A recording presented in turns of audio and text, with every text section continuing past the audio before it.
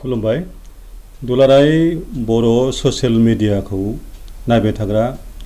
गासै बर' रायजो राजानिसिम आंनिफ्राय खुलुमनाय जासिग्रोबाय। आंनि मुङा जाबाय बिनोद कुमार ब्रह्म। आं सासे रिटायार्ड फोरोंगिरि। थांनाय मार्च दाननि लास्टआव कक्लाबारि गार्लस हाइ स्कुलनिफ्राय आङो रिटायार्ड जादों। बर' समाजनि सासे सिनियर सिटिजेन हिसाबै खायसे बाथ्राफोरखौ बुंनो गोनां दं साननानै आं दिनै मेडिया बिथांमोनखौ लिंना लानानै फंनैसो बाथ्रा एसे बुंफोरथिनो नागिरदों।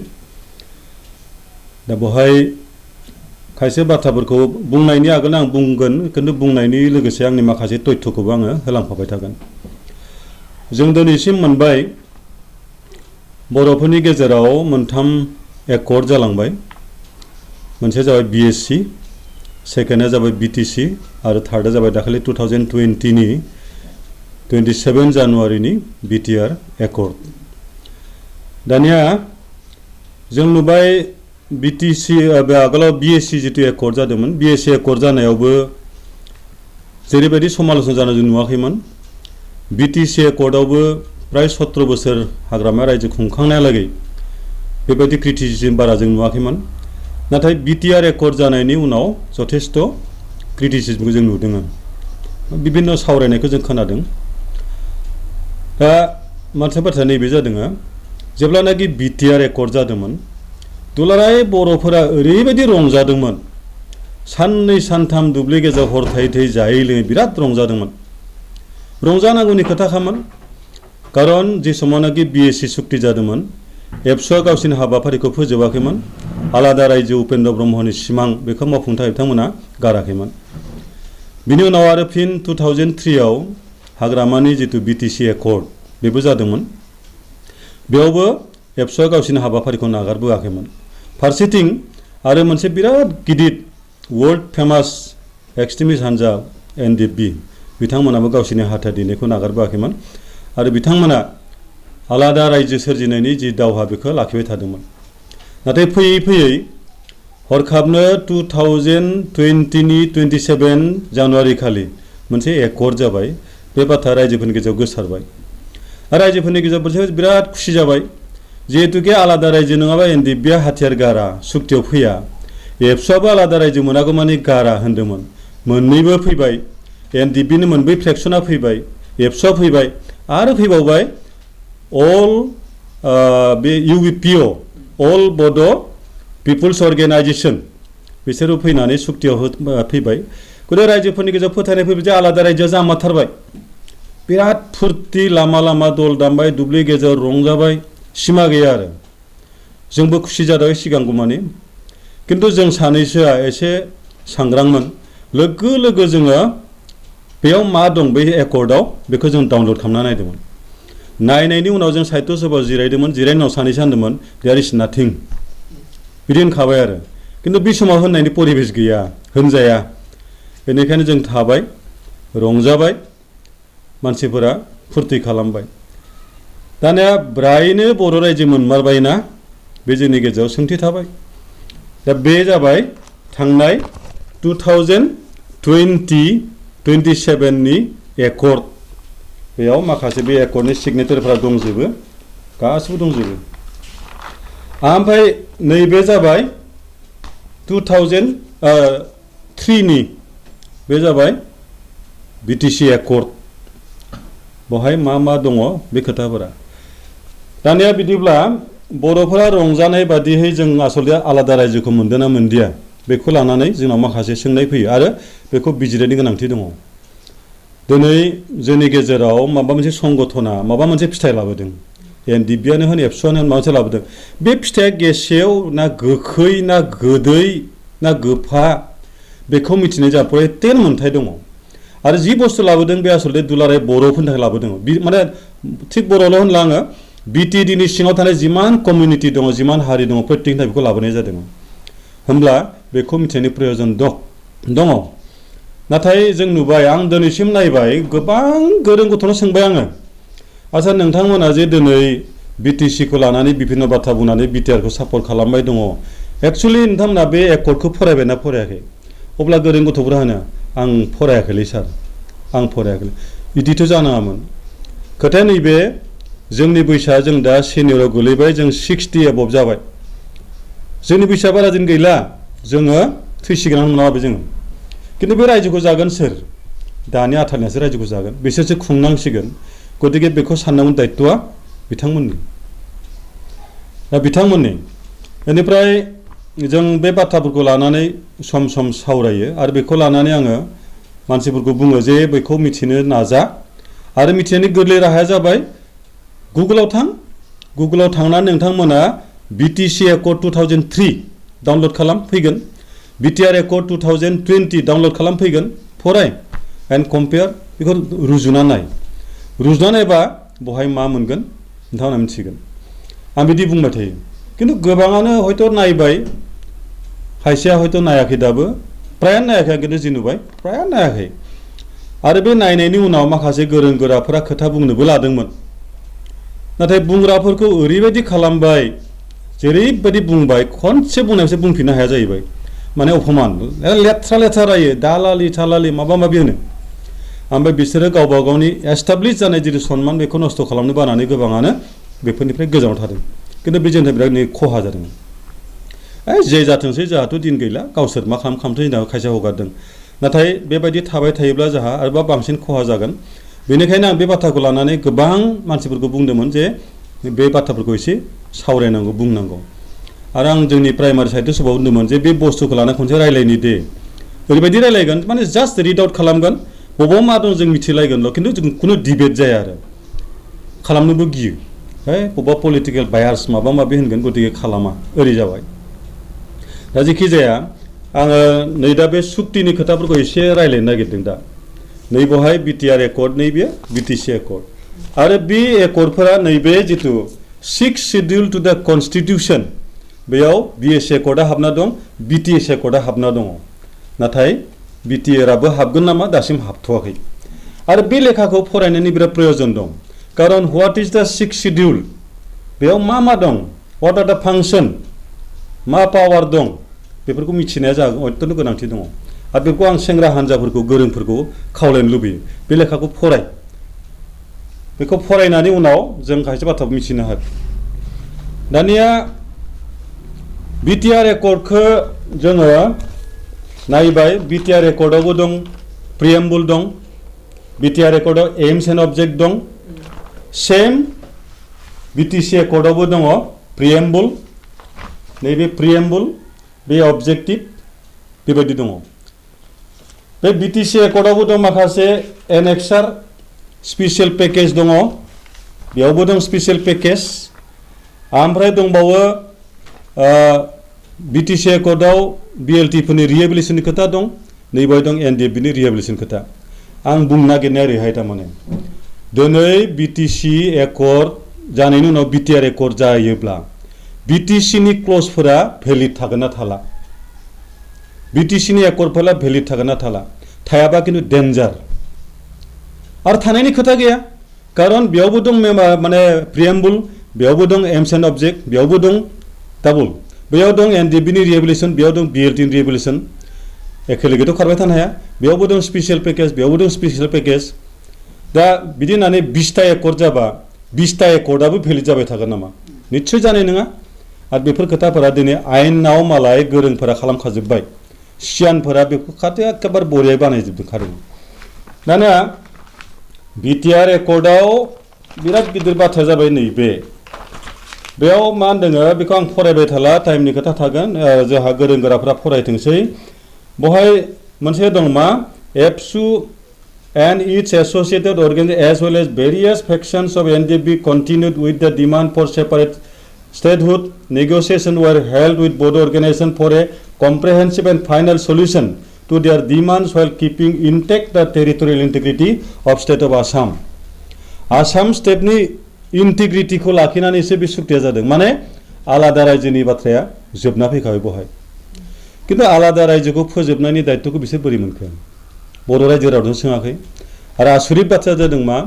आगोलाव बिटिसि एकर्ड खालामनाय थांनायनि आगोलाव बर'फोरनि जिमान संगठन दंमोन बयजोंबो रायलायग्रोदोंमोन किन्तु नैबे एकर्डआ ओरैबायदि हाखु दाखु एकर्ड जानोसैयावसो मिथिदों आरो बहायनो जोंनाव मोनसे कुवेश्चन थायो 2020 नि एप्रिलाव इलेक्सन जागोन बिटिसि नि ओमफ्राय एकर्डआ जादों जानुवारियाव माने बे इलेक्सनखौ टारगेट दंमोन नामा जानुवारि इलेक्सन माबा जाबाय एकर्डआ जाबाय बेनिफ्राय इन्टारिम गभर्नमेन्टआ जायासै ओमफ्राय एप्रिलाव इलेक्सन जागोन बे कारणाव बे सुक्तिखौ खालामाखैथ' बे मोनसे जोंनाव फैदों आरो नाथाय बे समाव कभिड जानायनि थाखाय कभिडनि थाखाय थांनाय पास जानानै डिसेम्बराव इलेक्सना जाहैबाय आरो बे दिनै फैयै फैयै 2 बोसोर जानोसै बिथांमोननि सरकारा दानिया बै समाव खिन्थु खुनु मानसिजों रायलायनाय जायाखैमोन आरो एनडिबि फ्रेक्सन मोनब्रैखौ लाबोदोंमोनबाबो जों एकेबारे फोथायथाव सुलुंनिफ्राय मिथिनो हाबाय आहा माखासे सोर्स दङ एनडिबिनि माने रन्जननि जितु आगदा खान्थि दि हारिमु जोंहा क्लोज मोनसे टार्म दं आं मिथियो बहुत बाथ्रा बिथांमोना बुंनाय बायदिबा एनडिबिनि लिडारफोरा सुक्तिनि आगोलाव ज' जानानै रायलायनो मोनाखैमोन बिसोर आलदा आलदा हटेल रुमाव दंमोन आरो बिसोरखौ लाबोनानै नैबे जितु मेमरेन्डाम अफ सेटेलमेन्टखौ फरायनानैसो खोनासंहोदोंमोन इभेन बेखौ स्नेपबो खालामनो हायाखै मबाइलजों गतिके बहाय मा दं खेबसेनि समाव गोसोआव लाखिनो सहज नङामोन आरो बेखौ बेबायदि बिथांमोना सुक्तिखौ खालामबाय आरो बहाय मा होनो comprehensive and final and while keeping the intact the territorial integrity of the state of Assam बेखौ बिदि खालामदों आं दानिया सुक्तिया जाबाय सुक्तिनि उनाव रन्जना मिथिबाय मा लिरफ्लांखो माखौ सहि खालामफ्लांखो बिथाङा दुखु फोरमायनायखौ जों खोनादों खिन्थु समया बारग'लांदों बेनिफ्राय बेयाव मोनसे गिदिर बाथ्रा थाबाय मा सुक्तिनि अखानायै काजलगावआव उरखाव गोरा ब्रह्मआ लेक्सार होबाय बे लेक्सारखौ आं दामना होनो हायो आंनाव भिडिअ दाबो दं आरो बयनावबो थागोन बेखौ ओरै माबा खालामबानो जाबाय गुगोलाव थांनानै speech of U G Brahma at the time of after the day of Bodo' accord BTR accord at Kajalgaon लोगो लोगो फैगोन होमबाना बहाय बिथाङा मा बुंदोंमोन जे गासैबो एनडिबिफ्रा फैजोब्बाय दुलाराय बर' फरायसाफोरनि नाजानायाव बिथांमोना फैनानै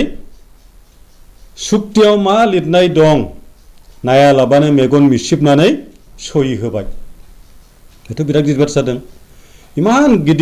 गिदिर संगठना बेखौ नायालाबानो सहि होदों माने मा बाध्य जादों हयथ' ओरै ओमफ्राय बेयाव होनदोंमोन उजुजिया जे जोंखौ फोथायनानै दुलाराय बर' फरायसा आफादखौ फोथायनानै बिथांमोना गासैबो सहि होबाय सुक्तिया जाबाय हाग्रामाया दिनै बिटिआर गैया माबा बिटिआरआ जाला माबा जाला ओरैहाय बे बिथाङा बाथ्राफोरखौ बुंदोंमोन खोनासंनांगोन दामनानै बय बेखौ दानिया बाथ्राया जादों बे मेगन मिसिबनानै सहि होदों मानो होनदों दुलाराय बर' फरायसा आफादखौ फोथायनानै थिग दं दुलाराय बर' फरायसा आफादा जातीय संगठनमोन जाय माने बिसोर थैथां जुजिदोंमोन प्रमद मोननि नाजानायाव बिथांमोनखौ फोथायथाव सानदोंमोन नामा फोथायजाथावना जानांगौमोन उनाव बिथांमोनहा सहिबाय खिन्थु दिनै मा अबस्था जाखो सुक्तिनि उनावथ' रन्जन दैमारिया जेलाव थांफिनबाय सुक्तिनि आगोलाव रन्जना जेलावनो दंमोन आरो सुक्तिनि समाव बिथांखौ बहनना लाबोबाय दाना कुवेश्चन जायो हमना लाबाय जोङो 27 जानुवारिया रन्जन दैमारिनि मोनसे हाबा जुलि बे हाबायाव हिन्जाव गोदानखौ लाबोबाय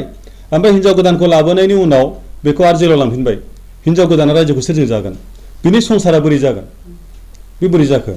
आरो जुदि इमान गिदिर दायि बा कनफ्लिक्ट बा बेखौ सहि खालामनानै लाबोनांगौ सहि खालामनानै लाबोनोबो अर्थ गैयामोन गतिके बेबायदिहाय एथ' गिदिरै थगायनाया भुल जादों ओमफ्राय दा रन्जन दैमारिया दासिम बेसोरा जेलावनो थानांबाय आरो दाखालि बावै नै भार्डिक मोनसे होबाय हल लाइफ जेलाव थानायखौनो होफिनबावबाय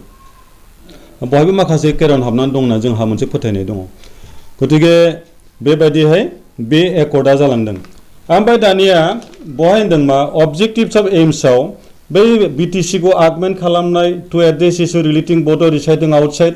आङो जोंनि जेनेरेसनखौ बुंबाय बेखौ फरायबाय था गोबाव जागोन नोंथांमोना फराय बयबो फरायनानै बेनिफ्राय बहाय नुगोन नै बहाय दं to promote the protect social cultural linguistic same बहायबो दङ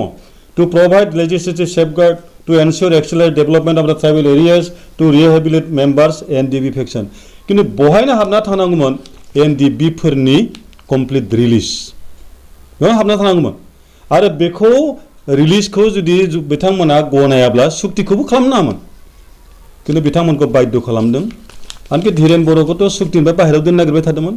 खिन्थु बिथाङा हाग्रामानि बै समाव एडभाइस लानानै बहाय हाबना थादों नङाबा बिथाङा हारसिं जानानै हयथ' दिनैसिम साजा मोनबाय थागौमोन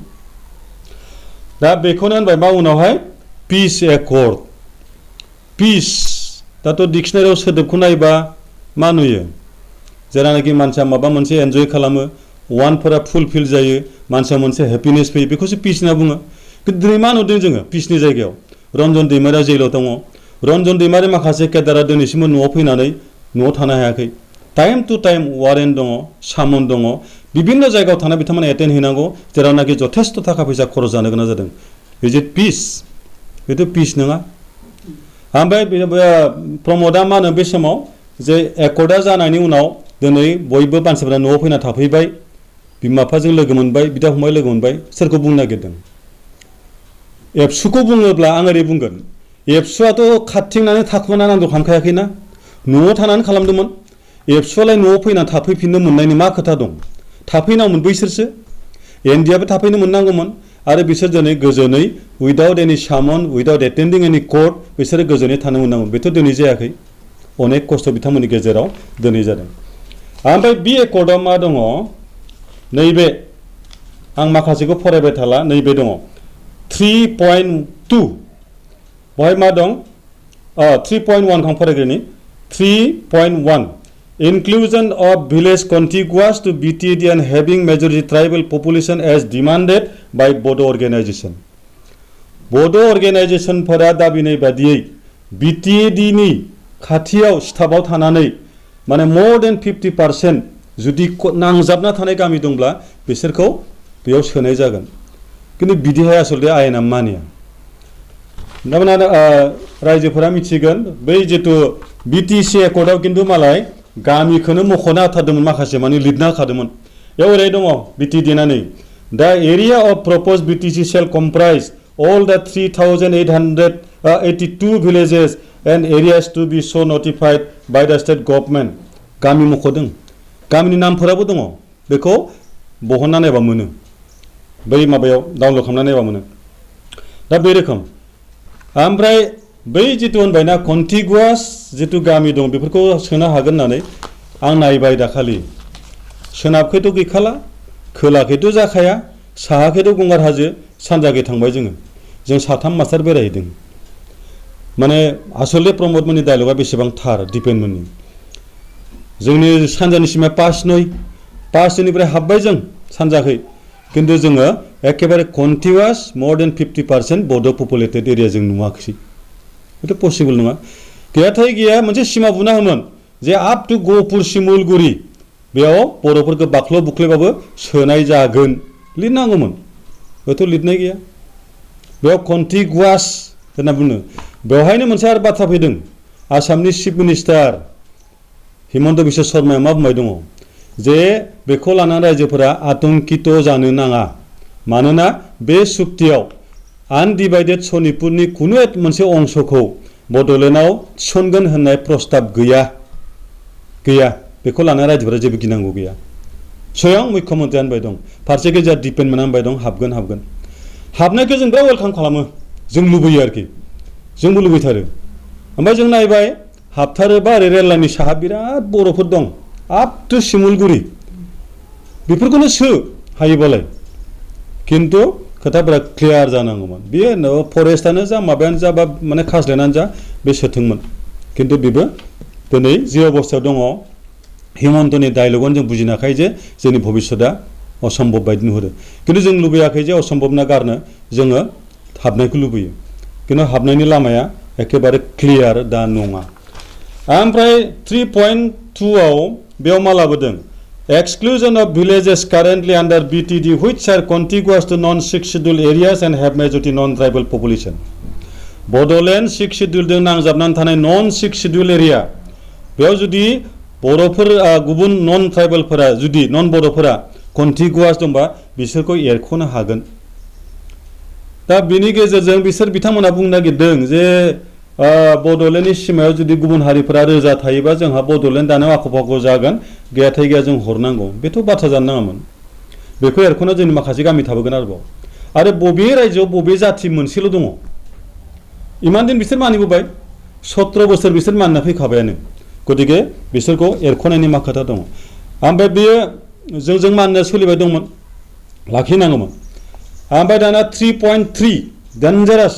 बर' ससाइटि जेनेरेसननि थाखाय आं बुंखाबाय मोजां आन्दाज ला increase in constituencies of BTC up to the maximum of 60 seats after alteration in the area without adversely affecting the existing percentage of reservation for tribal. Very dangerous. मा होनदों बड'लेण्डनि एरियाखौ एसे दानखा दुनखा खालामनानै 60टा समष्टि बानायनाय जागोन आरो बर'फोरनो होखानाय जितु ट्राइबेल रिजार्भेशन बेबायदिनो सिदा थागोन नुनायाव खिन्थु सहज माने 60 समष्टि जायोबा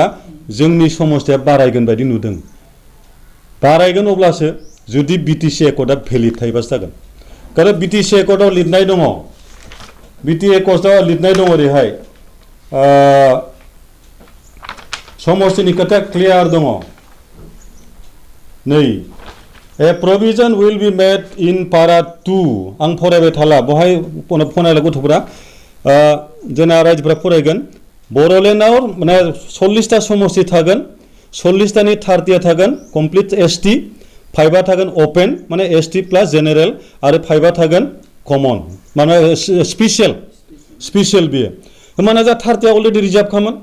आरो आउट अफ 5 जों आरो मोनबावगौमोन तारमाने एसटी फोरजों बे अरायबो डमिनेट जाना थानायनि मोनसे चान्स दंमोन किन्तु जुदि दिनै बिटिसि एकर्डआ इनभेलिड जाबायबा बै 30आथ' गैला 30आ गैला होमबाना बे मा जागोन जोंनि कन्स्टिट्यूशनल रिजार्भेशना बेसे कन्स्टिट्यूशनल रिजार्भेशना जोंना जाबाय आउट अफ 110 होमबा आउट अफ 60 जों बेसे मोनगोन 6 होमबानिया बड'लेण्डखौ सोर खुंगोन उनाव बिराद गिदिर क्वेश्चन आं बेनिखायनो बेखौ दानि रायजो जोंनि बर' रायजोफोरखौ बे पस्टखौ मोजां फरायजानो लुबैयो आनकि आं बड'लेण्डनि दा खुंग्रा बिथांमोनावबो सोंहरनो लुबैयो मिडियानि गेजेरजों नोंथांमोना रिप्लाइखौ हो मा हाबनानै दं नोंथांमोना ओरैनो सिङाव जा बुजाफोर दंमोन जागोन नामा बे क्लियार जानांगौ बस्था ओरै थानांगौमोन इभेन आफ्टार द एकर्ड अफ बिटिआर एक्सेप्ट द उमुक क्लज अफ द बिटिसि आदार विल बी भेलिड बे थानांगौमोन गैया कारण बिएससि एकर्डआ बिटिसि जानायाव इनभेलिड जालांदों बिटिसि एकर्डआ जुदि बिटिआरआ एक जायोब्ला बेबो इनभेलिड जागोन जायोब्ला नोंनि बै 30 प्लास 5 प्लास 5आ बेयो खामानि गैला आरो बेखौ देनां आयेनजों गेलेगोन मालाय आयेनाव मा लिरनाय दं बेखौ लाना बुंगोन गतिके बे 30 प्लास 5 30 माने 5 बेयो जोंहा गोमागोन जों मा मोनगोन आउट अफ 100 जोङो 10 मोनो आउट अफ 60 जों 6 मोनगोन बे बेसेबां सैथो नंगौना नङा सोरबा जुक्ति होनानै बुंब्ला आं मोजां मोनगोन आरो बिथाङा बुंनांगोन जे आफ्टार द accord of BTR BTC एकर्डआ valid थागोन ना थाया आंनि मथे थाया मानो थाया बेयावबो दं प्रिएम्बल बेयावबो दं प्रिएम्बल बेयाव दं एम्स एन्ड अबजेक्ट बेयावबो दं एम्स एन्ड अबजेक्ट बेयाव दं स्पेशल पेकेज बेयावबो दं स्पेशल पेकेज बेयाव दं एनडिबिनि रिहेबिलिटेसन बेयाव दं बिएलटिनि रिहेबिलिटेसन पेरेलेलथ' खारबाय थाया गतिके जुक्तिखौ आंबो खोनासंनो लुबैयो सेनियर होननानै आं रोंजोबगौ आं दाबि खालामाखै मिथिनो आंबो लुबैयो ओमफ्राय मोनसे बुस्थुखौ आं इनायनो बाजादों आंनि नामा बिनद ब्रह्म आंखौ आइ आफाया खांबाय जन्म होदों नामखौ दोनो बिनद ब्रह्म आंनि आइ आफाया आंखौ फेदेरनो हायाखिसै मोजांहाय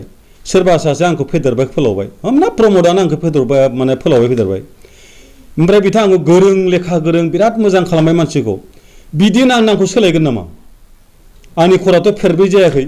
आंनि आखायाथ' फेरबा जायाखै आंनि आथिङाथ' फेरथाम जायाखै बेयाव मा होनदों नै the existing Bodoland territorial areas district BTAD shall be renamed as Bodoland territorial region comprising area covered under BTAD बिटिएडिआनो बोनना लानाय जायगाखौनो बिटिआर नामल' सोलायनाय जागोन आहा बिराद गिदिर आपत्ति दं बहाय मानो आपत्ति दं जारिमिना मोनसे जातिनि बिराद गिदिर आयना बे जारिमिना मानसि समाजनि गोरोन्थि मोजांखौ दिन्थिनानै आगोलखै दावगालांनायनि जोंनो मदद खालामो आरो बै बिटिएडिखौ जायफोरा सृष्टि खालामदोंमोन गोबां मानसिया ब्लाडसेड खालामदोंमोन गोबां मानसिया खस्थ' मोन्दोंमोन बिसोरनि बियो मोनसे दानाय सिन बेखौ जों अनार होनांगौ जोंनि सिनियर जोंनि गोजामफोरखौ जों अनार होनांगौ बिटिएडिखौ डिलिट खालामनायनि गेजेरजों बिथांमोननि बावनायखौ जोङो नाकस खालामनाय जादों आरो नामखौ सोलायनाय मा अर्थ दङ जुदि एरिया बिनोबा आरो बिखौनो जुदि बारायगोनबा नों पावारखौ बारायना लाबानो जाबाय किन्तु दिनैसिम खुनु सिमा बारायाखै मायाखै बेनो बि दङ गतिके बे नामखौ सोलायनायनि मा अर्थ दङ बेथ' एख' मोजां जायाखै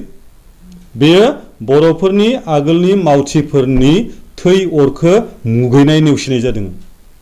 आरो बेबायदिनो थांबाय थागोन नामा होमब्ला दिनै जायफोरानाखि मावबाय दं बिटिआरनि लिडारफोर जानानै बिथांमोनाबो मोनसे समाव नेवसि जालायगोन होमबाना जातिनि जारिमिनानो गोमालांबाय थागोन जोंहा होमबाथ' बे जोंनि थाखाय बिराद गिदिर खहा जागोन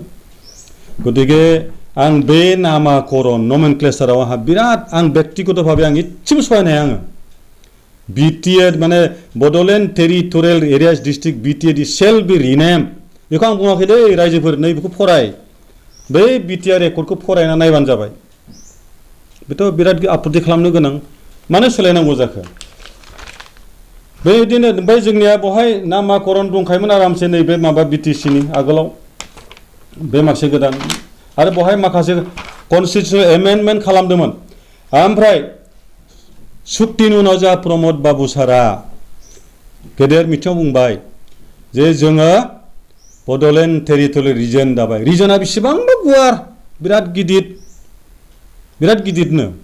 मानोना नर्थ इस्टनि बे सातखान रायजोखौ लानानैसो रिजन होनना बुङो खिन्थु रिजना मा बुस्थु नै बहाय नायदो बेवहाय नायोब्ला नैबे संबिजितनि बेयाव मा दङ नै बे रिजनाव ओरै दङ बे पेराग्राफ 1 आव दं दै 182 if there are different scheduled tribes in an autonomous district be under the 6th schedule day the governor may by public notification divide the area or areas inhabited by them into autonomous region district council ni सिङावनो थानानै जुदि बबेबा कमिउनिटिया बे district काउन्सिलनि गभर्निंखौ जुदि satisfied नङाबा बिसोरो गभर्नरनाव बिनानै गभर्नरनिफ्राय आलादा रिजन दाफिननो हायो माने उइदिन दा बड'लेण्ड गुबुन रिजनबो जानो हायो दा किन्तु आबा नै बहाय मा दङ ओमफ्राय पावारफोरखौ नै गभर्नर मे बाय पाब्लिक नटिस मा खालामनांगौ इनक्लुड एनि एरिया इन दा पार्ट्स ओमफ्राय एक्सक्लुड एनि area create a new autonomous district increase द एरिया अफ एनि अट'नमास डिस्ट्रिक्ट बे माखासे पावारमोन बाट बेयाव मा होनो दङ प्रभाइडेड that nothing in this sub paragraph shall apply to the Bodoland territory areas district गभर्नरनि बे पावारखौ बै एकर्डआव एमेन्डमेन्ट खालामनानै पुरा बातिल खालामना दोनदोंमोन बेसे मोजांमोन दायो दिनै बड'लेण्डआव मा जाबाय दं बिटिआरआव बै दा बर'फ्रा होख्रावबाय दं आरो गुबुनखौबो एनकारेज खालामगोन नैबे क्ल'ज करागोन बिटिआर बिटिडि गैला बै 6 शिड्युलनि बै गभर्नरनि पावारा गैला खारन बातिल जाबायबा बेथ' थानाय नंलाना बै बिटिसिनि जितु एमेन्डेड बुस्थु बेथ' थानाय नंला थायाबा गभर्नरा बे पावारखौ बाहायफिनोबा बिटिडिनि सिङाव गुबुन कास्टफोरनि थाखाय आरोबाव गुबुन रिजन दानायनि चान्सआबो थाफैसिगोन मा मोजां जाखो बेयो गतिके बेबायदि खोथा दिनै बेल' नंबावा ओमफ्राय जोंहा थांनाय माबायाव नैबे क्ल'जखौ लाबोदोंमोन बिटिआरआव 6.3 आव Government of Assam will initiate measures to provincialize school and colleges established in BTD and Bodo medium school outside BTD as per special need and requirement. मा होनबाय सुक्तिनाव बड'लेण्डनि सिङाव थानाय जेसेबां स्कुल दं नट अनलि बड' गुबुन गासैबो प्रभिन्सियेल जागोन आरो out of BTD Bodo' medium स्कुलफोरा प्रभिन्सियेल जागोन खिन्थु बेयाव मा होनदों as per special need and requirement as per special need requirement जुदि गभर्नमेन्टआ बुङो नो रिक्वायर आरो बेहा जुदि माखासे क्राइटेरिया गैया बहा जागोन बेयो दिनैसिमबोथ' प्रसेसखौ नुवाखै दा होनबाय जागोनानो बे जाथारगोन होनबाय दङ खिन्थु आसाम गभर्नमेन्टआ एसेबां गोरलै बेखौ मावनो हानाय बुस्थु नंखाया बेखौ मावा बेखौ दायो स्कुल एबलिश खालामनोसो दंबाय दङ स्कुल एबलिश खालामनाय अबस्था दंबाय दङ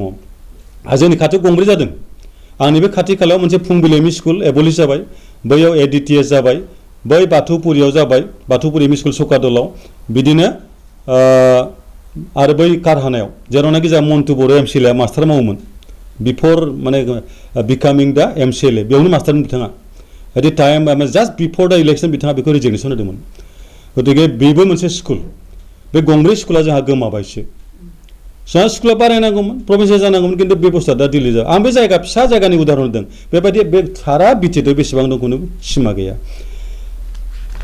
दा बेबायदि खोथा माखासे बेनिफ्राय जोंहा आगोलाव बिटिसिआव मा दंमोन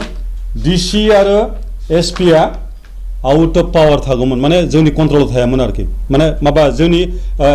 जितु डेभेलपमेन्टनि जि खामानि बहाय बिथाङा बाहेरायाव थागौमोन बिथांमोना मात्र ल एन्ड अर्डार थागौमोन एबार मा होनबाय जोंहा माबाया प्रमद बाबुनि सरकारा जे जों डिसिखौ जोंनि सिङाव लाबोबाय जों डिसिखौ बाहायनो हाबाय बाहादुरि माबोरै बाहायखो बेयाव लाइजाम गांसे दं आं फरायना होनो आङो थारमाने ओरैनो बुंब्ला रायजोफोरा फोथायनाय नङा होननानै आं फरायनो नागिरदों नैबे 4 जुनाव इसु जानाय मोनसे अर्डार बे 4 जुनाव जानाय अर्डाराव बै जे जोंनो 40 पावार होदोंमोन 40टा पावार बेखौ जोंहा पुरा निजाहाय आयेन बानायनो हायो बहाय रोखा रोखा लिरनाय दं बड'लेण्ड अट'नमास काउन्सिला बै 40टा पावारखौ निजा बबेहाय आयेन दानानै बेखौ कार्यकरि खालामनो हायो बे बुस्थुखौ बे नैबे लाइजामनि गेजेरजों डिसिनो हरबाय ओमफ्राय डिसिनो होनबाय मा डिसिखौ जों बाहायनो हाबाय खिन्थु मा लिरनाय दं नायदो नै आङो गासै फरायला ओमफ्राय मा होननाय दङ फार्दार दे उइल माने डिसिफोरखौ होनदों दै they will prepare an action annual action plan and get it approved by the Principal Secretary BTC with respect to the subject entrusted above for the purpose of their performance appraisal to be forwarded annually to the Personnel Department Govt Assam. DC आनो बै 40टा पावारफोरनि सायाव action plan लागोन annual action plan ओमफ्राय बेखौ BTC नि principal secretary approve लागोन ओमफ्राय बेखौ बे मनिटरिं खालामगोन बेनि सायाव कमप्लिट दायित्व लागोन आरो व्हाट द आउटकाम बिनिफ्राय मा फिथाइ जादों बेखौ बिथाङा पार्सनेल डिपार्टमेन्ट गभट आसामनोसो हरगोन नट टु द चिफ अफ बिटिसि डिसिखौ जों बहा बाहायनो हाखो डिसिखौथ' बड'लेण्डआ एपइन्टमेन्ट होआ डिसिनि माबा मोनसे कमप्लेन होयोबा आसाम गभर्नमेन्टआसो होगोन आरो आसाम गभर्नमेन्टआसो बिनि सायाव एसिआर लिरगोन जोंनि बिटिसिआ लिरनो हाया बे रोखोम माखासे जोङो जोबोद खस्थ' नुदों सेनियर समाजा ओमफ्राय सेनियर समाजा बेखौ खस्थ' नुनानै जों दिनै बिराद बिजिरदों गोबां दङमोन आं दा टाइमनि खोथा थाबाय नैबे आं दा खावलायदों बेनिखायनो सेंग्राफोरा बयबो फरायनानै बेखौ बयबो मिथिनो नाजा ओमफ्राय स्पेसियेल पेकेजाव मा लिरदों बिटिआरआव मा लिरदों बिटिसिआव मा लिरदों स्पेसियेल पेकेजा बेसेबां दं बेवहाय गासै 48 दं बिटिआरआव 48 स्पेसियेल पेकेज दं बेवहाय मा लिरदों Government of Assam may earmark a sum of rupees 250 crore per annum for a period of 3 years. बबे 3 years को लादों बबे year को up to 2050 सिम थागोन नामा एक करोड़निफ्राय लायोबा दिनै बोसोरनि जानोसै नङा होमबा एक करोड़निफ्राय लायोबा बोसोरनि जानोसै आरो another 1 year दंबायो दायो बे 48टा स्किमखौ माब्ला मावगोन बेसे मावनो हाखो आरो फैसाफोरखौ बेसे दिहुननो हाखो आरो ओमफ्राय मा होनदों बे फैसायाबो ओरैसो दोङो मा होनो गभर्नमेन्ट अफ आसाम मे आरमार्क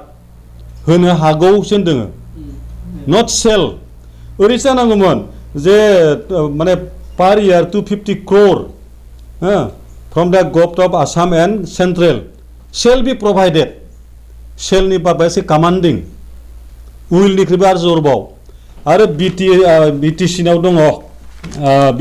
दङ उइल दङ एसे गोलाव जाबाबोथ' उपाय गैला बाथ्राफोरखौ क्लियारबो बहननांगौ जाहैबाय नालाय नङाबा आरो बेखौनो खायसे माबा माबि हमलायगोन नै ओरै दंमोन in order to accelerate the development of the region and to meet the aspiration of the people the government of India will provide financial assistance of rupees 100 crores per annum for the 5 years 5 बोसोरनि थाखाय आरो बेखौ होनदोंमोन will provide in a may earmark अच्छा May जाबाय होबायानो दे दिनै 250 crore है जुदि बोसोरथाम मोनोबा जों 1500 कोटी मोनगोन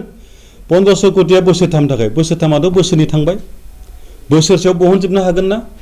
आरो बेखौ मा होनदों बहाय लिरनाय दंखायो नै बै स्पेसियेल पेकेजफोरखौ सोर मावगोन गभट अफ इन्डिया नै बेखौ मावगोन गभट अफ आसामा बेखौ मावगोन गभट अफ इन्डिया बेखौ मावगोन गभट अफ आसामा बेखौ मावगोन बेबायदि दा जों आसलते ब्लाइन्डलि खोथाफोरखौ बुंलायबाय थानाङा जुक्ति बुंनो नांगौ रायलायनांगौ प्रत्येकआनो फरायनांगौ प्रत्येक बर'फोरा फरायनाय खारन जोंनो माबा मोनसे फिथाइ दं फिथाइया गोखा ना बिसो गोनां ना गोदै बेखौ जों मिथिनो नांगौ दा बेनिखायनो आं खावलायो ओमफ्राय बहाय बिटिसि एकर्डआव मा दंमोन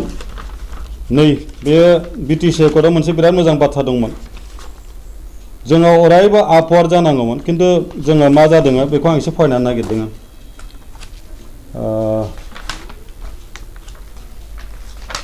थारमाने ओरै दङ बड'लेण्डआव 12 जन इएम थागोन माबायाव बिटिसिआव 12 जन इएम थागोन आरो बिनिनो सासेया जागोन चिफ सासेया जागोन डिपुटि चिफ आरो बिथांमोना जादों फुरा माने केबिनेट मिनिस्टार नै There shall be an executive council comprising of not more than 12 executive members, one of whom shall be the chief and another one the deputy chief of the said executive council. There shall be adequate representation for the non-tribal members of the executive council. The chief and the deputy chief of the council shall have the status equivalent to the cabinet minister and other executive members equivalent to the minister of state of Assam for protocol purposes in BTC area. किन्तु दानिया मा जादों दानाथ' पन्सायतनि member बायदिसो जाना दं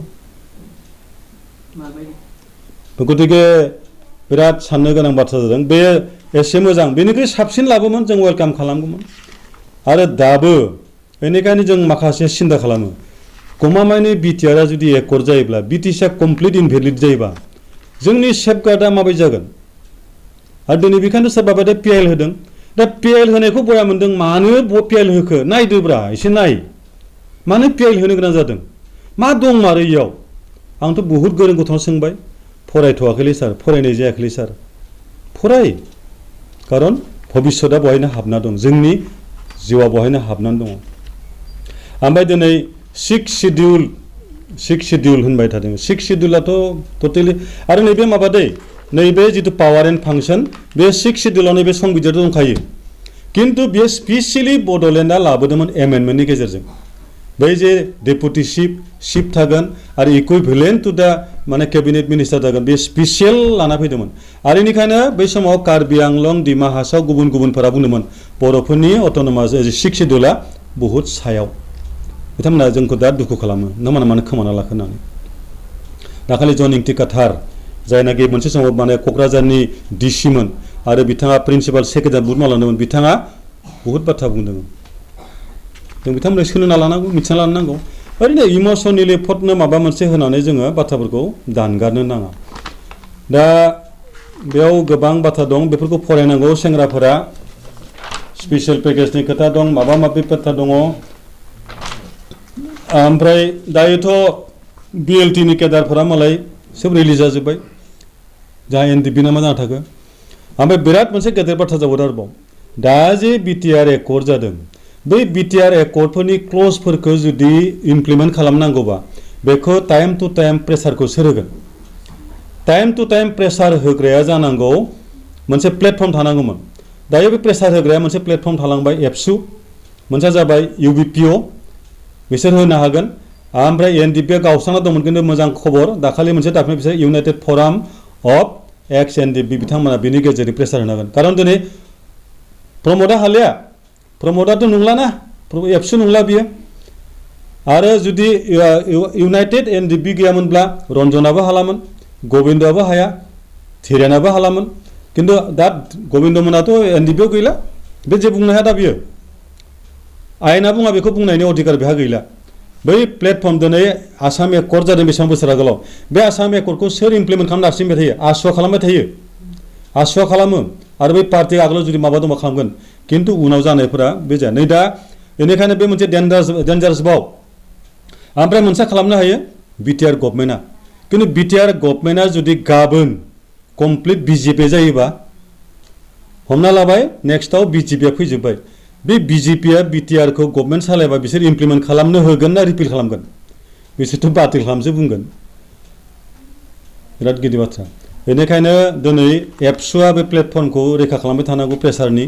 आरो इउबिपिआ लाखिनांगौ ओमफ्राय जोंहा दा इउनाइटेड फराम फर एक्स एनडिपि बिथांमोना जयै बेखौ टाइम टु टाइम नारसिननांगौ दिनै खैबार नारसिनखौ जों खबर मोनाखै बेखौ आसलते प्रेसाराइज खालामनांगौ अब्लासो इमप्लिमेन्ट जागोन नङाबा खिन्थु बहुद संबिधाननि खोथाफोरा ओरैनो थालांबाय थायो गतिके बेबायदि माखासे बाथ्रा बेल' नङामोन अनेक दंबावो दाथ' टाइम टु टाइम बिदिनो रायलायबाय थागोन ओमफ्राय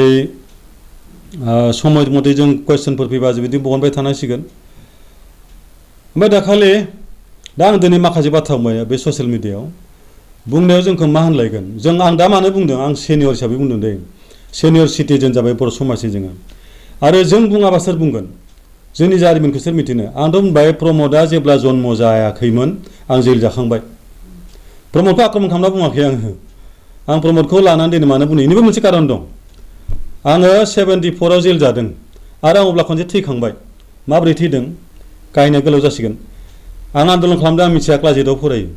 आन्दलन खालामना जाला ब्लकआव पिकेटिं खालामबा हरखाबनो ट्राकआव माखासे मानसि फैनानै गाग्लोबफैदों माखासे फख्रियाव बारसोमबाय मेथेंगा सिङाव सोरबा थाखोमाबाय हुलाबारजों सुबाय गनजों नाख्रेबबाय ओमफ्राय आंखौ सिलाइ खुन्दाजों दैदों नैबे खर'आव आं हायाव गोलैना थानोसै सेन्ट्रेल जानानै पुलिसफोरा आंखौ गाग्लिदों दसे उनाव आं थर बोनानै खारदों आरो अब्लाबो सासे बारिनिफ्राय हारसा मानसिया नैबेयाव आंखौ गोदोनायाव सुदोंमोन अलपल' नांदों ओमफ्राय आं खुनुरुखुम थांनानै फैफिननो हादों बेबायदि आङो बै समावनो 1974आव आन्दलन खालामनायाव बाहागो लाफैनो मोननाय बिनि उनाव पिटिसिनि आन्दलनजों बारसोमनो मोन्दोंमोन उन्दैबाबो बिनि उनाव एबसुनि आन्दलनाव न' बां गारना खारदों न' सावजादों आंहा फंबाय दाखालि सासे गोमाबाय एनडिपिआव हाबनानै आहाबो आं दा बोरैबाबा फंबाय थैनायखौ मोजांबो मोनबाय नैबे कारनाव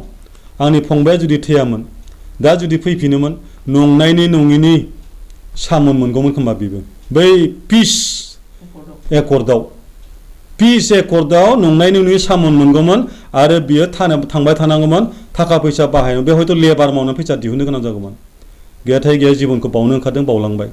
बिराद दुखुनांथाव बाथ्रा एनडिपिनि मोखांफोरखौ नुबा एखेबारे बिराद दुखु नाङो अनेक जालाखाद बिलाखाद जाना दङ आरो बेखौनो होनबाय दं शान्ति सुक्ति व्हाट डाज मिन दा पिस बेखौथ' बिराद गिदिर बाथ्रा आरो बेखौ बुंनो नाङा आसले बुंबाय थानो आं बिराद लाजियो गतिके आं बे कारनाव बुंदों जे दा होगोन बे माने दाखालि बावै रिटायार जानानै आन्दलनजों जेबो लोब्बा गैयै मानसिया हनै गुब्ला ओंखारलायबाय होनना बुङो आन्दलनाव दङ न' सावजादों न' गारनानै थानांदों पुलिस मिलिटारिनि उत्पात सानफ्रामबो सोरांनाय नायदों बिलिफाङाव आंनि आइया पुलिसनि अत्याचाराव थैलांदों अनेक खस्थ' मोनदों जोङो गतिके आन्दलन जोंहा कमप्लिट शेयार दङ आरो जोंल' नङा बै समनि मानसिफोरनि स्पिरिटआनो बेलेगमोन प्रत्येक मानसियानो रमान हांखोनि आन्दलन बादै बारसोमजोबोमोन बै समनि माने बोराय बेन्थ' सेंग्रा सिख्ला बयबो माबायानो बेलेगमोन जोंनि मुदानो बेलेगमोन पिटिसिनि आन्दलन आलादा रायजोनि बयबो ओंखारोमोन बड'लेण्ड आन्दलन खुनु खोथा गैयामोन बयबो ओंखारदोंमोन गतिके बै समनि मानसिया प्रत्येकआनो कन्ट्रिबिउसन दङ आं बेखायनो बुंदों नङाबा आंखौ होनलायगोन बबेनिफ्राय गुब्ला ओंखारगोन होननानै जा जथेस्थ' कन्ट्रिबिउसन दङ ओमफ्राय प्रमदनि बाथ्राखौ लाबोनाय कारना नैबे दाखालि 18 आगस्टआव बर'फोरनि जोंहा रिनाउन्ड स्कलार बिनेश्वर ब्रह्मनि थैनाय सान फालिनायाव बै गौरां दै सेरावमोन नामा जायगाया आं थाङाखै खिन्थु आं मिथिदों आरो बिथांनि बुंनाय बाथ्रा आंनाव दङ आंनाव भिडिअ फुटेज दङ बिथाङा बुंबाय माने साननैसो सिगाङाव ससियेल मिडियायाव आंखौ खास्रि बिस्रि ओरैबायदि बुंबाय सयज' खालामथावा जोंनियाथ' खायसेया बुंबाय मा बांद्रायबायलै बिना बुंनोसै नामा बेखौ होनोसै नामा आं बुंदों न' माने प्रमदआ बुंदों आरो न' लेट हिम स्पिक प्रमदआ बिदि बुंदों दाना कुइसना गिदिर हाबना दङ दिनै बर'फोरनि गेजेराव मिडिया गैया बारा असमिया मिडिया जानांगौमोन बे बाथ्राखौ बारे बारे रिपिट खालामनानै कुइसन खालामबाय थांमोन साংবাদিকफोरा मा बुंनो नागिरदों होनोसै नामा मा होनो नागिरदों लाइफ थ्रेटेनिं आरो बे होग्राफोरा सोर बियो प्रमदनावनो सोंलायनो हायो बेथ' बिराद गिदिर कुइसन हाबना थाबाय आरो बियो समाव रिपारकेसन बियो माबा जागोन आरो रिफ्लेक्ट जाबाय थागोन बियो बे बाथ्राया बे रिफ्लेक्ट जागोन बेखौ आं बुङाखैमोन हानाय नङा आंनाव दं भिडिअ फुटेज बयनावबो दं ओमफ्राय बहायनो होनबावबाय बिथाङा माखासे रिटायार मानसिफोरा आगोलाव गावनि साख्रिखौ लानानै एन्जय खालामबाय आरजिबाय स्रि थाबाय खबर गैया नै दा गुब्ला फैनानै बिराद जातिनि बाथ्रा बुंनो नागिरदों दा आंखौ बुंथावथाव खिन्थु आङो साहित्य सभानि 14 बोसोर सार्भिस होबोदों बै माने कक्लाबारियाव जानाय जितु साहित्य सभानि सेन्ट्रेल साहित्य सभा बेनि आं रिसिपसननि सेक्रेटारिमोन बेखौ कमप्लिट बानायनानै आङो बेंक 9000 जेराव जना दंबाय आं 24 लाख थाखा होदोंमोन गरसे फैसा दाहार गैयामोन बेल' नङा सेन्ट्रेल ब्रह्म धर्मखौ खुंफुंना होदोंमोन आं बेवहाय आरो बेजों फैसा माखासे खालामनो बेजों अफिस पाक्का न' एसे लुदोंमोन बेल' नंबावा दुलाराय ब्रह्म माने बाथौ धोरोमनि बिराद मोनसे महासभा जादोंमोन बेनि मूल आर्निं सर्स हिसाबै आं खामानि मावदोंमोन गथिखे जों बबाव गैया आरो बे ओनसोलाव एबसुनि बे आन्दोलननि पिरियडनि उनाव जोंनि गेजेराव मा जादोंमोन दायना बुथारलायनाय मोनसे बिराद गिदिर बेमार जादोंमोन बेयाव आङो बे ओनसोलाव साहित्य जोंनि बर' साहित्य सभा आसाम साहित्य सभा पुलिस एबसु आसु जेसेबां दं बयखौबो लाना आं बिनिनो आफादगिरि जानानै बे दायना फोथाय होबथा जुथुम दानानै गोबां मानसिफोरखौ थैनायनिफ्राय रैखा खालामनो हादोंमोन गथिखे कन्ट्रिबिउसन नागिरोबा आं दिनै फोरमान होबाय बेनिफ्राय बिथाङा बिदि खालि बुंबावदोंमोन जे खायसे मानसिफोरा ओरैबायदि बाथ्रा बुङो जेन आखायाव पिस्तलसो लाखादों आं प्रमद सारखौ खावलायगोन नोंथाङा सिप जानानै खायसे बाथ्राफोरखौ जेरै मेरै बुंबा गथ'फोरा बिनिफ्राय गाज्रि इन्डाल्स मोनो बेखौ एसेमान बुंनायखौ आं बाजादों आरो बुंनो नाङामोन खावलायगोन बेनिफ्राय बेल' नंबावा जोंनि गेजेराव अनेक बाथ्रा ओंखारबाय थायो जे नंबाबो नङाबा हाग्रामाया 17 बोसोर रायजो खुंलांबाय आरो 17 बोसोरा माने 2 इयार्सआ जादोंमोन इन्टारिम गभर्नमेन्ट नङा होमबा बेनि उनाव 15 जाबाय माने इलेक्टेड बडि दानानै बेखौ मा होनबाय थायो जाख्ल'जोब्बाय 17 बोसोराव जेबो मावासै होनबाय थायो आं फिसा उदाहरन होनि आंनि न'निफ्राय आं जेराव स्कुलाव मावदोंमोन सिके हाइ स्कुलाव आगोलाव बै सिके हाइ स्कुलाव आं थांनाय लामायानो दोंथाममोन मोनसे ओरै दावधाराजों गिदिंबा 5 किल'मिटार जायो सिमलाजों गिदिंबा 8 किल'मिटार जायो ओरै गेद्दा गिद्दि आंनि गामि गेजेरजों थांबा 3 किल'मिटारनि बारा जायो मोनसेबो लामाया मानसि थाबायथावना नङामोन खिन्थु 2000 नि उनाव दा बे लामाया मेगन नुसिनानै गारि सालाय जायो दावधाराजों थां नोंनो 10 मिनिटबो नांला सिमलाजों गिदिं 10 मिनिटाव मोनगोन ओरैहाय थां 5 मिनिटबो नांला बेफोर बोरै फैखो बे फिसा उदाहरनसो होदों आङो बेल' नङा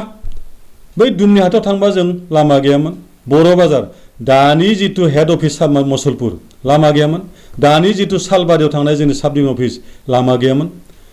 बे बोसोरनै मावबाय नामा जोंहा इउपिपिएलआ आं ओरै बुंनो नागिरदों हाग्रामानि आं माबा खालामाखै दै प्रपागान्डा खालामाखै आङो ओरै बुंनो नागिरदों जे मावनायखौ मावनाय होनना बुंनांगौ ओरै बुं जे 17 बोसोराव बिथांमोना जेसेखिनि मावदों बेयो खिन्थु सेटिसफेक्टरि जायाखिसै बहुद हाबावगौमोन जोंनो होदो जों मावनोसै बिदि बुं जाख्ल'नायथ' नङा दाथ' ओरैसो होनो रायजोफोरा हाग्रामाया जाख्ल'दोंमोन माने बिलाइ गांसेखौ जाख्ल'बा एसे खाख्लाब खुख्लाब बिलाइ थायो आरो दानिया जाजोबदोंनो मन'जोब्बायसोनो आं होनाखै जाग्रा रायजोफोरासो होनबाय थायो मावदों नामा मोनफा मोननै आंथ' दाखालि नुबाय मामोन बे inter 6 schedule premier league football खेला फाथिबाय बेफोरबो मोनसे खेला आं बाख्नायगोन बया जायाखै बेफोरबो मोजां जादों मानोना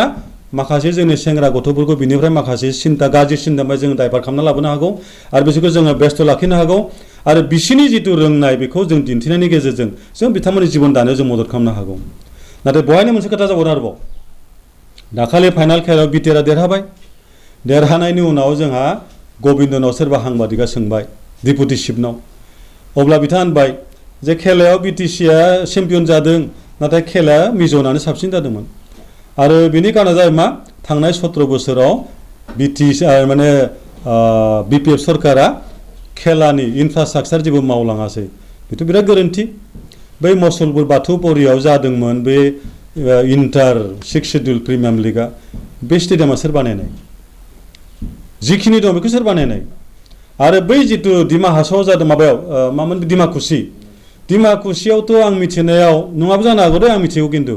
बे कमलि एमएलए बिथाङा माबा एसे रेजेर होदोंमोन बेजोंनो एसे साखोन सिखोन जादों क'क्राझारनि साइ बेखौलाय सोरथो बानायनाय बे साननैसोआव बानायब्रबबाय नामा नोंथांमोना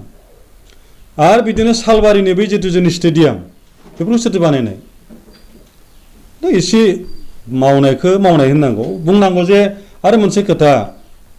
जोंनाव समस्या जोबा one is unlimited one arises one after another आरो थानांगौ माने डायनामिक ससाइटि मोनसेयाव आंखालनि जोबनाय थाया डायनामिक ससाइटियाव मोनसे आंखालनि जोबनाय थाया आरो आंखाला माब्ला जोबगोन जेब्ला थैगोन थैबा जोब्बाय खिन्थु बर'फ्रा जिहेतुके दावगालांबाय दं समस्याया जाबाय थागोन आरो बे समस्याखौ फेस खालामनो थांनो नाजानाया जाबाय जोंनि मोनसे आसायानो जाबाय जिबननि मोनसे गुबुन नाम आसा थायोबानोथ' जों थांना थागोन आरो बे आसा थायोबा जोंनाव मावनाय फैगोन खिन्थु अभाबा जुदि जोबोबा मानथो मावबावनो दङ जा जेबोआनो गैला गतिके दा बेबायदि खोथाफोरखौ आं दिनै एसे बुंनो मोननानै गोजोननाय मोनदों आरो आंनि उद्देश्यआ जाबाय मा आं मूलत खावलायनो नागिरदों जोंनि दानि आथाल सुबुंफोरखौ एकर्डफोरखौ फराय बिएससि बिटिसि एन्ड बिटिआर एकर्डखौ फरायनानै मा दं बहाय एसे कम्पेयार खालाम गमामायैनो दानि स्कलारफोरा बुंनाय बाथ्राफोरा बेसेबां सैथो जेराव मेराव आबेगिक भाबै हेंथा होनांगौआनो होबानो जाया दिनै जोंनि जिथु अबस्था बे अबस्थाफोरा जोबोर खैफोदाव दं जों लासै लासै फारि जोंना थार्ड आरो ग्रेड 4 नै बेवहाय बिएससि एकर्डआवबो लिरनाय दं बिराद मोजां लिरनाय दं बे बिएससि एकर्ड फरायबा मोनगोन जे थार्ड एन्ड ग्रेड 4 खौ एपइन्टमेन्ट होनायनि आरामसे अधिकार दं होननानै लिरनाय दङमोन एपइन्टमेन्ट होनायनि फरायबाय था गोबाव जायो आरो फरायाबाबो माखौबा थालाङा नै The Bodoland Executive Committee would have powers to appoint class 3rd and 4th staff within its jurisdiction for implementation of scheme connected with the subject enumerated in Schedule A. नैबे एआव मा दं बेफोरखौ लानानै बेयाव मा दं गासै 38 दंमोन बे डिपार्टमेन्टफोरखौ लानानै माखासे साख्रिफोरखौ होनो हानायनि अधिकार दंमोन दाथ' गैला फरेस्टनि रयेल्टी दा फिक्सेसन खालामनायनि बेखौ बोखानाय अधिकार दंमोन दाथ' बेखौबो सेना लांबावबाय होनना खोनाबाय मा दंबाय दालाय दा बिटिसि अफिसावथ' आं दाखालि गले थांबाय दंमोन लांदां मानसिफोरानो गैया आरो माखासे ओरैनो जलायलायबाय थायो खामानियानो गैया सोरबा लुदु गेलेदों सोरबा ओरैनो टेन्टावनानै टेबोलाव टाइम पास खालामदों दा बिदि होनबा ओरै होनगोन नामा जे खामानिखौ जों मावखाजोब्बायबालाय माथो मावनो थांबावनो खिन्थु दाथ' डिसि अफिसावसो मानसिया थोन जायो खारन एभ्रि माबायानोथ' एवसो जायो नालाय दा बे रोखोम ओमफ्राय डेभेलपमेन्टनि खेत्रआव दाखालि एप्रिलाव जितु जानाय 2002 नि जितु बड'लेण्डनि एसेम्बलि बेवहायथ' माखासे कुइसन एन्सार दं बेखौ नायबाथ' दा गोदानै मावनायनि गावथायनिफ्राय फोरमान गैया जा इउपिपिएलनिफ्राय दा आं इउपिपिएल थिग बुङाखै जाहा एकर्डनि उनाव जिहेतु इउपिपिएल सरकार दाबाय नालाय इउपिपिएलनि खोथा फैबाय ओमफ्राय माने बिपिएफखौ होनबाय थायो गेजेर आं ओरै बुङाखै जे बिपिएफखौबो मोजांद्राय मावदों फोजोबदों बेखौ बुङाखै किन्तु जथेस्थ मावदों आरो जोंनि गेजेराव माखासे कनफ्लिक्टखौ लाबालाबानो मावनायनि गेजेरजों कम्पिटिसन खालामनांगौ होमब्लानो रायजोनि हाखौ मावथुमबाय थागोन बेखौ लुबैयो गतिके आंनिफ्राय आं दिनै एसे बाथ्रा लाबाय बुंबाय ओमफ्राय जोंनियाव सेनियर आरो जुनियरनि गेजेरजों मोनसे बिराद माने गेप जाबाय दङ सेनियर मालाय माबायाव इन्टारनेशनेलाव मा जायो on 21st August 21st आगस्तआव इन्टारनेशनेल सेनियर सिटिजेन डे फालियो आरो बिनि गेजेरजों सिनियर सिटिजेनफोरखौ सन्मान होनानै बिसोरनि माखासे डेडिकेसन बिसोरनि मावनायफोरखौ गोसोखांना रायलायनानै उननि माथाफोरखौ माने एनकारेज खालामो थिग बिदिनो 2 अक्ट'बरावमोन नामा बियो 2 अक्ट'बर ना 1 अक्ट'बर ना 2 अक्ट'बर 1 अक्ट'बर जागोन बियो बहायबा जाबाय मा इन्टारनेशनेल older persons डे फालिबावो आरोबाव बेबो बिदिनो किन्तु जोंनियावथ' जों नुवाखै दा जोंनि गेजेराव सेनियरफोरनि प्रति माने बिराद मोनसे ब्लेम जेबो मावाखै जेबो रोङा बेबायदि थानो नागिरो किन्तु जों माखासे सेनियरनाव गोबां जारिमिन हाबना दं आरो आं बेनिखायनो सेनियरफोरखौ खावलायनो लुबैदों सेनियरफोरा गिनांगौनि खोथा गैया खोथाफोरखौ स्रां बुंनांगौ ओमफ्राय जोंनि दानि उन्दै जेनेरेसनखौ मोजाङै दैदेनलांनायनि प्रति जाहा दायित्व लानो नांगौ बेफोरो बिदिनो माखासे खोथा दंबावो टाइम टु टाइम जों बुंलांबाय थासिगोन बुङाबा जानाय नंला जिहेतु जों बुंलांबाय थासिगोन दा आङो एसे गोबाव टाइम लाबाय कुइसन खालामबाय दङ दै माने जोंहा बिटिआर एकर्ड जानायनि उनाव बिटिसि एकर्डफोरा जुदि इनभेलिड जाबायब्ला बिराद डेन्जार बेखौ लानानै जोंनि जेनेरेसना भाबि मानोना 3.3 आं दहाय फरायनायदोंमोन 3.2 आव फरायनायदोंमोन 3.1 आव फरायनायदोंमोन दानि बिटिआर एकर्ड मा दं फराय होमबाना बाथ्राफोरखौ मिथिगोन बेनिफ्राय समालोचना खालामनो लुबैयाखै माने दानि सरकारखौबो बिथांमोना 2 बोसोरल' जादों मावगोन नामा मावनायखौ लुबैदों किन्तु माखासे प्रतिश्रुतिफोरखौ ओरैनो होलाबायनो नाङा जेरै जोंहा दाखालि बावै इलेक्सनाव होनबाय उइदिन द 3 months आफ्टर द इलेक्शन हानि पाट्टाफोरखौ होगोन वेलकाम बिराद मोजां मोन्दोंमोन जोङो खिन्थु दाथ' बारबाय गैया जागोन ना बेयावबो सन्देश दङ गतिके ओमफ्राय जितु दा बै माबाया गामि इनक्लुजन बेथ' गेदेर बाथ्रा नै दा खिन्थु एक्सक्लुजना अर्डार जाबाय दं केस होदों माबा होदों ओमफ्राय आगोलनि सरकारा बै डिब्रुगड़आव बड' एमआइएलनि इउनिभारसिटि गायसनना हैदोंमोन बिभिन्न इनफ्रास्ट्राक्चार जोंनाव जादोंमोन लामानिफ्राय अफिसनिफ्राय दा जानायफोरखौ जों नुदों बयबो बेनिखायनो ओमफ्राय मोनसे खोथा बर्तमाननि सरकारा बुंनानै बे 17 बोसोरखौ जाजोब्बाय 17 बोसोर जेबो मावाखै बे बाथ्राया खिन्थु रायजोफोरा बाथारबाय खोनासंनो हा बेखौ मा होननाय जायोब्रा होनो रायजोफोरा दा 17 बोसोराव जेबो मावाखैना मा होननाय जायोब्रा हा जों गामिनि लामाखौ सोरथो मावनाय बिसोर फैनायनि आगोल जादों बैलाय बोरै जानाय होननानै रायजोफोरानो बुङो गतिके बेखौ जों बायदिया बुंनो नाङामोन आरो बिथांमोनानो बेखौ बुंबाय थायोब्ला खिन्थु गावनो माइनास पइन्ट बियो बेखौ बुंनो नाङा जेबो जायाखै होननायखौ बुंबाय थानो नाङा जानायखौ बुं ओमफ्राय जों गोदानै मा लानो बुंबाय था मावलांबाय था जोंबो लुबैगोन ओमफ्राय दा जों जि नुबाय जोङो सावरायो जोंनि गेजेराव गमामायैनो बिटिसि एकर्डआ थायोब्ला गाहाम जागोन ना बिटिआर आयेन जाबा गाहाम जागोन